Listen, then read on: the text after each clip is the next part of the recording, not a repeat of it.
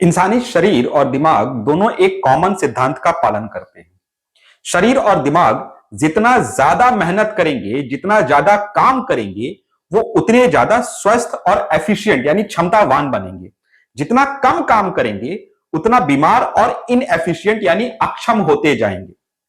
Technology का जरूरत से ज्यादा इस्तेमाल आपको बीमार और मूर्ख बना रहा है। और यकीन मानिए, इस दुनिया में कुछ लोग हैं जो चाहते हैं कि आप बीमार और मूर्ख बने रहें ताकि वो अपनी मनमानी कर सकें। कुछ लोगों के राज करने के लिए ज्यादा लोगों का गुलाम बने रहना जरूरी है। ये आप तय करें कि आप गुलाम बनना चाहते हैं या आजाद रहना चाहते हैं। क्या आप जानते हैं कि आप और आपके बच्चे जिस डिजिटल दुनिया के पीछे पागल हैं, उस दुनिया को कंट्रोल करने वाली बड़ी कंपनियों के मालिक, चाहे वो स्टीव जॉब्स हो, बिल गेट्स हो, मार्क जकरबर्ग हो, सुंदर पिचाई या इन कंपनियों के बड़े पदों पर काम करने वाले अन्य लोग, यह सभी अपने स्वयं के घरों में अपने बच्चों और लोगों को डिजिटल डिवाइसेस, स्मार्टफोन्स और सोशल मीडिया से दूर रखते हैं। आपको यकीन ना हो तो मैंने तमाम मैगजीन्स और आर्टिकल्स का लिंक डिस्क्रिप्शन बॉक्स में दे दिया है, आप स्वयं पढ़ सकते हैं। सोचिए, ये स्वयं तो इसका इस्तेमाल नहीं करते, लेकिन चाहते हैं कि पूरी दुनिया डिजिटल वर्ल्ड में गोता लगाती रहे। 2 मिनट ठहर कर थोड़ा सोचिए, ऐसा क्यों है? क्यों ये बड़े लोग अपने बच्चों और अपने घरों में उन चीजों का इस्तेमाल नहीं करने देते जो वो पूरी दुनिया को बेच रहे हैं? अगर अभी भी आपकी समझ में नहीं आ रहा है तो भगवान ही आपकी मदद करे, क्योंकि कोई और तो नहीं कर सकता। साथियों नमस्कार, मैं रवि कुमार और स्वागत है आपका knowledge is the key by Ravi के इस वीडियो में। जब भी मैं किसी बच्चे के माता पिता से मिलता हूं तो वर्तमान में जिस समस्या पर सबसे ज्यादा चर्चा हो रही है वो यह है कि बच्चे मोबाइल से चिपके रहते हैं। यह सुनकर मुझे पहले भी आश्चर्य नहीं होता था, अब भी नहीं होता। जानते हैं क्यों? तो मैं आपको वही बात बता रहा हूं जो मैं सभी पेरेंट्स को बोलता हूं। मैं साफ कहता हूं कि बच्चे मोबाइल से चिपके रहते हैं, इसके लिए सिर्फ और सिर्फ पेरेंट्स ही जिम्मेदार हैं। नाराज मत होइए, मैं यहां साबित कर देता हूं।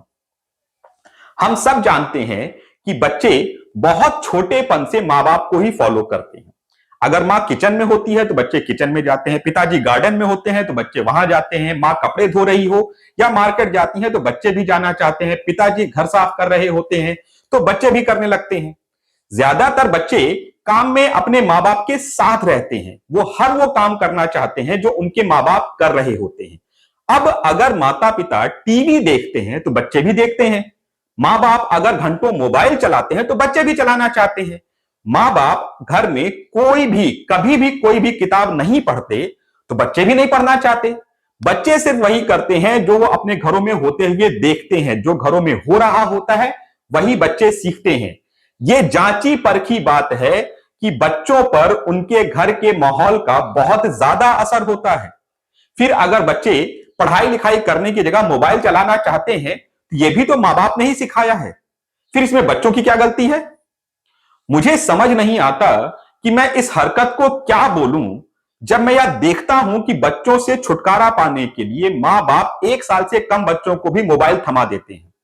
मां बाप बतियाने में, टीवी देखने में या अन्य कामों में या अपने दोस्तों में बिजी होते हैं, इसलिए बच्चों को मोबाइल दे दो ताकि थोड़ी देर के लिए ही सही बच्चों से छुटकारा मिल जाए। बच्चे तो बच्चे हैं, उनका जहां मन लगेगा वो वही करेंगे या बड़ों को देखकर उनके जैसा करेंगे। लेकिन बड़ों को तो यह समझ है, वो तो देख रहे हैं हर रोज कि मोबाइल कितना खतरनाक है, फिर भी इतनी छोटी उम्र से उनको आदत क्यों लगवाते हैं? हम बड़े कब यह समझेंगे कि आदत पकड़ना मुश्किल नहीं है, आदत छोड़ना मुश्किल होता है। आदत छोड़ने का सबसे आसान तरीका है कि आदत पकड़ी ही ना जाए। बड़े खुद मोबाइल, टीवी, टैबलेट आदि की आदत अपने बच्चों को लगवाते हैं और फिर परेशान रहते हैं कि मोबाइल के बिना उनका बच्चा रहता ही नहीं है, खाना ही नहीं खाता, वो हमारी सुनता ही नहीं है।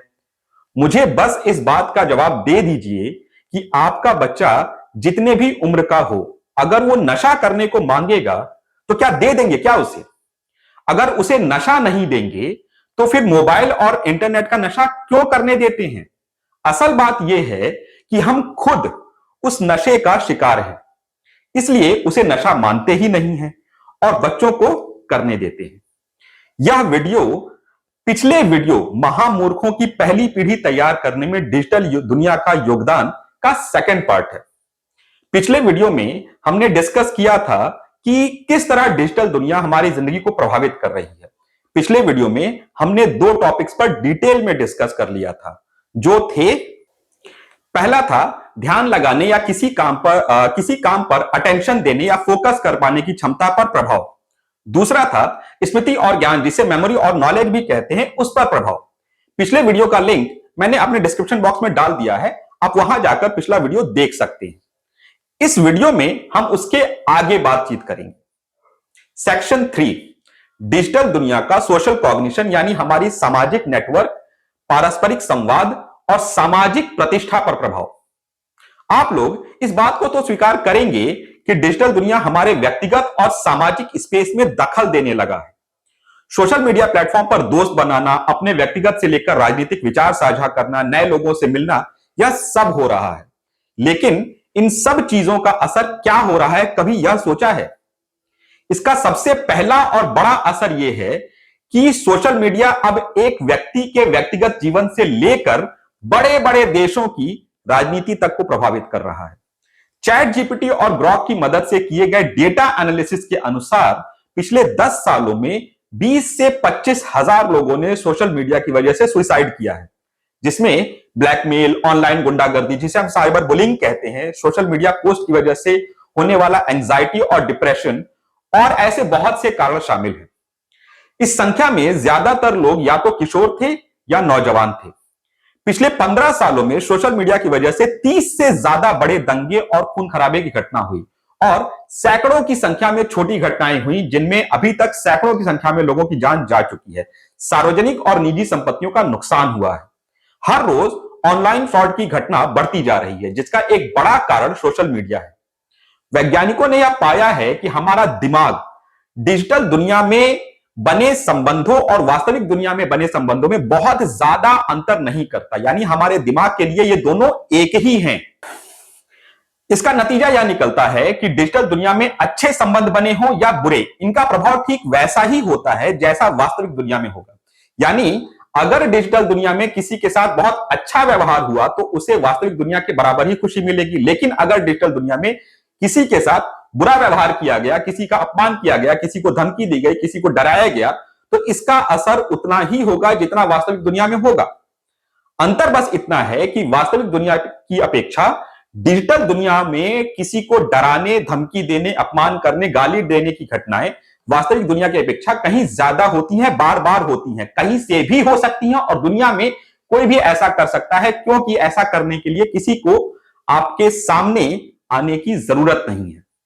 इसका सबसे खतरनाक पहलू यह है कि वास्तविक दुनिया में कम से कम इंसान की उम्र, शारीरिक स्थिति, सामाजिक या आर्थिक स्थिति का ख्याल रखकर कोई बात कही जाती है, जबकि डिजिटल दुनिया में इन सब बातों से कोई फर्क नहीं पड़ता।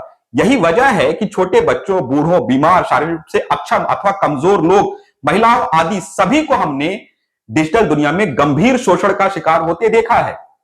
इतना ही नहीं, कंपनियों ने ऐसे तरीके बना दिए हैं जिससे लोगों को तत्काल रूप से अपने बारे में फीडबैक मिल जाता है, जैसे किसी के फोटो या वीडियो को कितने लोगों ने देखा, लाइक, फॉलो, शेयर और सब्सक्राइब किया आदि।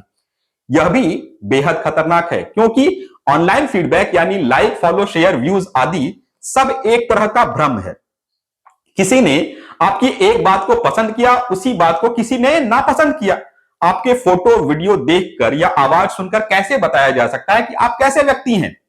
ऑनलाइन फीडबैक को सीरियसली लेना किसी भी व्यक्ति के आत्मसम्मान के लिए बेहद खतरनाक है और इसका सबसे बुरा असर बच्चों पर ही पड़ता है।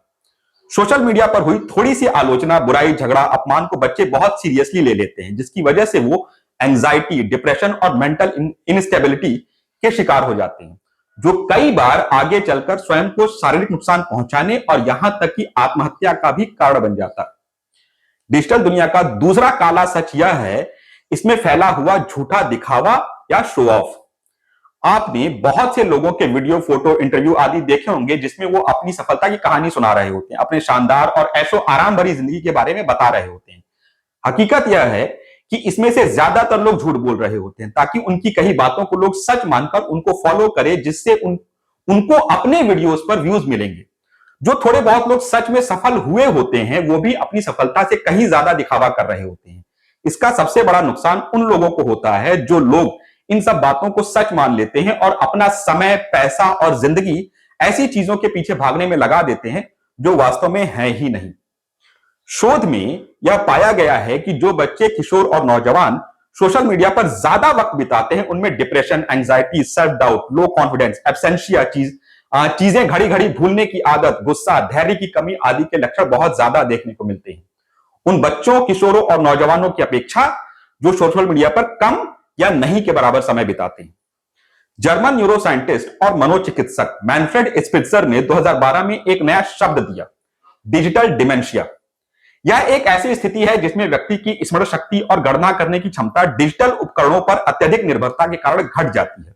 यह गिरावट डिजिटल उपकरणों पर अवचेतन यानी सबकॉन्शियस रूप से निर्भर रहने के परिणाम स्वरूप होती है, जिससे भूलने जैसे लक्षण उत्पन्न होते हैं।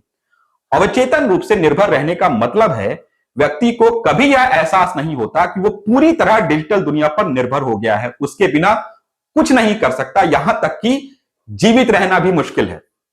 डिजिटल डिमेंशिया एक ऐसी स्थिति है जो त्वरित स्मरण शक्ति को प्रभावित करती है, क्योंकि तकनीक के अत्यधिक उपयोग से न्यूरल यानी सिनेप्टिक कनेक्शंस कमजोर हो जाते हैं। नई आदतें जैसे जानकारी खोजने के लिए गूगल का उपयोग करना डिजिटल डिमेंशिया को बढ़ा सकती है। यह शब्द डिजिटल एमनेशिया और गूगल इफेक्ट के नाम से भी जाना जाता है। डिजिटल दुनिया के ज्यादा इस्तेमाल से व्यक्ति एक निष्क्रिय जीवन शैली अपनाने लगता है, जिसमें शारीरिक गतिविधियां बहुत कम हो जाती हैं। यह निष्क्रियता मस्तिष्क की न्यूरोप्लास्टिसिटी यानी नई तंत्रिका कड़ियां बनाने की क्षमता को बाधित करती है, जबकि शारीरिक व्यायाम से सिनेप्टिक यानी कि नई कड़ियां बनाने की जो क्षमता है और समग्र मस्तिष्क स्वास्थ्य में सुधार होता है। इसके अलावा प्रतिदिन 8 घंटे से अधिक समय तक स्क्रीन से निकलने वाली नीली रोशनी के संपर्क में रहना शरीर के सर्केडियन रिदम को बाधित करता है, जिससे नींद की अवधि घट जाती है। नींद से संबंधित ये गड़बड़ियां संज्ञानात्मक गिरावट यानी कि कॉग्निटिव डिक्लाइन को बढ़ाती हैं, क्योंकि वे मस्तिष्क की स्मृति को सुदृढ़ करने और आवश्यक रिपेयर और रिस्टोर करने की क्षमता में बाधा डालती हैं। जैसा कि नेशनल इंस्टीट्यूट ऑफ हेल्थ के अध्ययन में उल्लेख किया गया है, दिन में 2 घंटे से अधिक स्क्रीन समय मस्तिष्क की वृद्धि और संरचना पर हानिकारक प्रभाव डालता है, विशेष रूप से संज्ञानात्मक यानी कॉग्निटिव और inhibitory control, focus, memory, mental logic and reasoning ability और क्रिएटिविटी पर। ये मूलभूत क्षमताएं मानव बुद्धि की नींव होती हैं और अप्रत्याशित, डायनामिक और ओपन एनवायरनमेंट में एडेप्टेबिलिटी की क्षमता प्रदान करती हैं। ये गोल ओरिएंटेशन और डिसीजन मेकिंग एबिलिटी में भाग लेने वाली गतिविधियों को मैनेज करने और लीडरशिप के लिए भी आवश्यक है। दिन में 7 घंटे से अधिक स्क्रीन एक्सपोजर मोटर कौशल यानी मोटर स्किल्स, स्थानिक जागरूकता, समस्या समाधान और भाषा सीखने जैसे क्षेत्रों में विकासात्मक समस्याओं से जुड़ा हुआ है। संज्ञान और व्यवहार में कमियां बचपन में तेज गति वाले टेलीविजन के अत्यधिक संपर्क से उत्पन्न हो सकती हैं। कई वयस्क अब self motivated analytical thinking process का अभ्यास नहीं करते, यानी अपनी जिंदगी की प्रॉब्लम सॉल्व करने, कुछ नया बनाने, इनोवेशन करने, न्यूज़पेपर, किताबें, मैगजीन पढ़ने की बजाय वे तकनीक और स्मार्टफोन पर अत्यधिक निर्भर हो जाते हैं। मैंने वीडियो के शुरू में ही बोला था, बच्चे अगर डिजिटल दुनिया में ज्यादा वक्त बिता रहे हैं तो इसका पहला कारण मां बाप है। अगर आप चाहते हैं कि आप और आपके बच्चे एक स्वस्थ और बेहतर जिंदगी की तरफ बढ़ें, इसके लिए सबसे पहले अपने पूरे परिवार का स्क्रीन टाइम घटाइए। स्क्रीन टाइम यानी किसी भी तरह के screen, TV, mobile, laptop, computer आदि के साथ कम वक्त बिताएं। आप अगर यह पूछ रहे हैं कि अगर स्क्रीन टाइम घटा दिया तो क्या करेंगे, तो समझ लीजिए आप बुरी तरह स्क्रीन के जाल में फंसे हुए हैं। जब स्क्रीन नहीं थे तो लोग क्या करते थे, वही आप भी करना शुरू करें। चिंता मत कीजिए, मैंने स्क्रीन टाइम घटाने को बोला है, जीरो करने के लिए नहीं। आज की जिंदगी ऐसी हो गई है कि टीवी, कंप्यूटर और स्मार्टफोन के बिना काम नहीं चल रहा। इनका इस्तेमाल कीजिए, लेकिन उतना ही जितना जरूरी है। बच्चे अगर 15 साल से कम है तो उनके लिए स्क्रीन टाइम बेहद कम होना चाहिए और उसमें भी मोबाइल स्क्रीन टाइम लगभग 0 होना चाहिए। मैंने बहुत से स्कूलों को देखा है जो ऑनलाइन क्लास चलाते हैं। 13 वर्ष से छोटे बच्चों के लिए यह बिल्कुल बंद होना चाहिए। इसके लिए कोई इफ बट किंतु परंतु नहीं होना चाहिए। भारत में प्राइवेट स्कूल्स ऑनलाइन क्लास इसलिए चलवाते हैं क्योंकि इससे उनका खर्च कम होता है। Japan, Germany, Switzerland, France, Britain, Denmark, Australia, Europe के बहुत सारे देशों में बच्चों द्वारा इंटरनेट और मोबाइल के इस्तेमाल को लेकर सख्त नियम बनाए हैं। भारत में यह होना मुश्किल है क्योंकि बड़ी कंपनियां ऐसा होने नहीं देंगी। मैंने पिछले ही वीडियो में बताया था, भारत में 25 करोड़ बच्चे इंटरनेट का इस्तेमाल करते हैं जिनकी उम्र 17 वर्ष से कम है। अगर भारत में कड़े नियम बनाए गए तो कंपनियों को बहुत ज्यादा नुकसान होगा। कंपनियों को इस बात से कोई फर्क नहीं पड़ता कि किसी की जिंदगी बर्बाद हो रही है। इसीलिए मैं फिर से कह रहा हूं, हमारे बच्चों का भविष्य हमारे हाथ में है और अपने बच्चों की आदत हम तभी सुधार सकते हैं जब पहले हम अपनी आदत सुधारें। और इसी बात के साथ मैं इस वीडियो को यहां रोक रहा हूं। मैंने इस वीडियो को बनाने में जितनी भी रिसर्च की है वो सारी सामग्री का लिंक मैंने डिस्क्रिप्शन बॉक्स में डाल दिया है। अगर आपको यह लगता है कि यह वीडियो काम का है और इस टॉपिक के बारे में डिटेल में सभी को जानना चाहिए तो प्लीज वीडियो को लाइक, सब्सक्राइब और शेयर करें ताकि यह ज्यादा लोगों तक पहुंच सके। साथ ही इसे हर उस व्यक्ति के साथ भी शेयर करें जो आपके अनुसार डिजिटल दुनिया में जरूरत से ज्यादा वक्त बिताता है। साथ ही मेरी रिक्वेस्ट है कि इसे अन्य बच्चों के माता पिता के साथ जरूर शेयर करें।